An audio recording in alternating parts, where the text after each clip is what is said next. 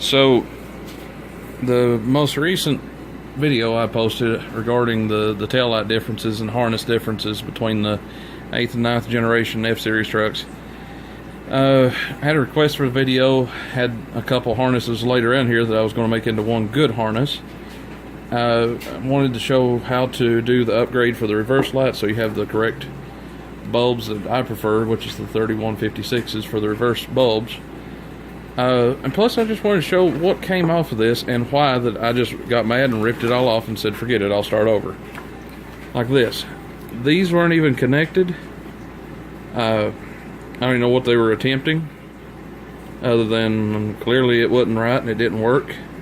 So I'm going to replace all those bullet connectors.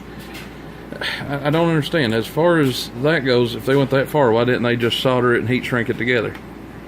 I just don't understand. And then you go over here, you find a 4-pin harness that's been spliced 19 times. And then you find where that was spliced over here.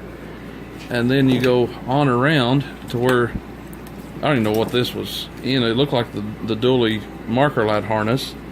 So those, actually I'm going to replace these with a regular 2-wire 2-pin style setup with a rubber insulator so it don't let water in. It's about $5 a plug. Just because these I hate. I think Chevrolet headlight plugs. Point in case, this, I mean, just why? It's not necessary at all. And then I found this hiding under the bed. This was actually in the bumper. It's this style of trailer plug for like a gooseneck, but they've thinned out the harness to only have the 4 pins and hooked it up to a 4-pin connector. I mean, it's haggard as it can be. So that is going to go in the trash. I'm not going to use that.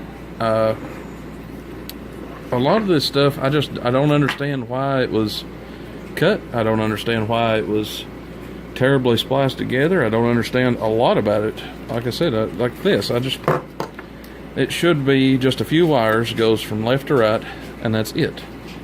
So with that explanation of why I don't like that harness and why I'm fixing it, this is where I want to start clipping out what I don't need, sorting what I don't need, like this. This right here is just a perfect way to get corrosion in here.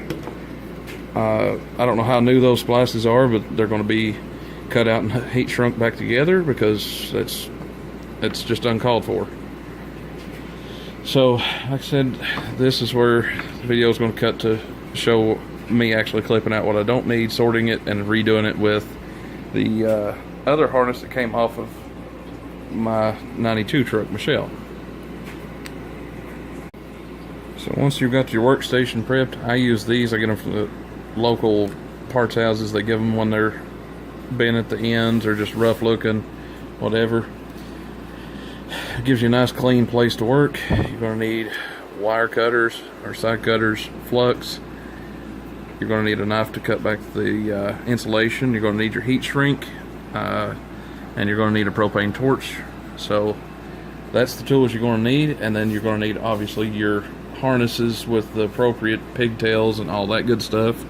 So that'll be the next thing you see. So this is the 1156 bulbs I was talking about that I hated so bad. They usually corrode down in around the connector, either corrode together or they corrode and eat away to the point where the light doesn't work anymore and you end up having to replace the pigtail anyway. And what we're going to be doing is replacing it with a 92 and up style 3156 bulb connector. It looks like the 3157 except for it has one less wire in it, so you therefore have just one filament goes across the bulb.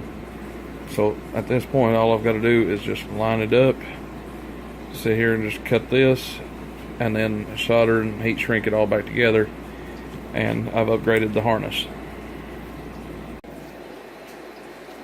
So I've got everything prepped up. I've already got the heat shrink on first. All the ends are nice and clean, bright, ready to put the solder on, and then just button it up with some heat shrink. Once you've got your wire strip back, all you have to do is just twist the wires together. Make sure it's nice and bright and shiny. That way the solder all sticks and adheres to it. And then from here, just take your torch or your soldering iron and heat this up just a little bit. Not enough to melt the wires, but enough to kind of preheat the wires to accept the solder, so it actually sucks up into it instead of just laying on top of it. And then just 1 or 2 drops is all it should take. So now that I've got the solder in, letting it cool down so it doesn't shrink up the heat shrink as it tries to slide over.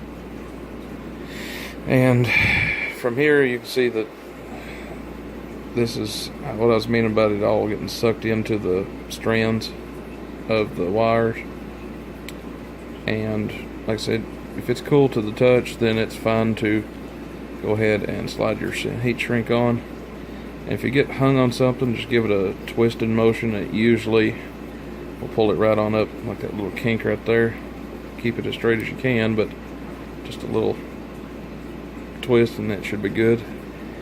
If you've got a heat gun, you can use that, or you can use the torch or cigarette lighter. Just don't hold it in one spot too long and you'll see it go ahead and shrink up. So, and that's what you're seeing right there. You can see it shrink just like that right there.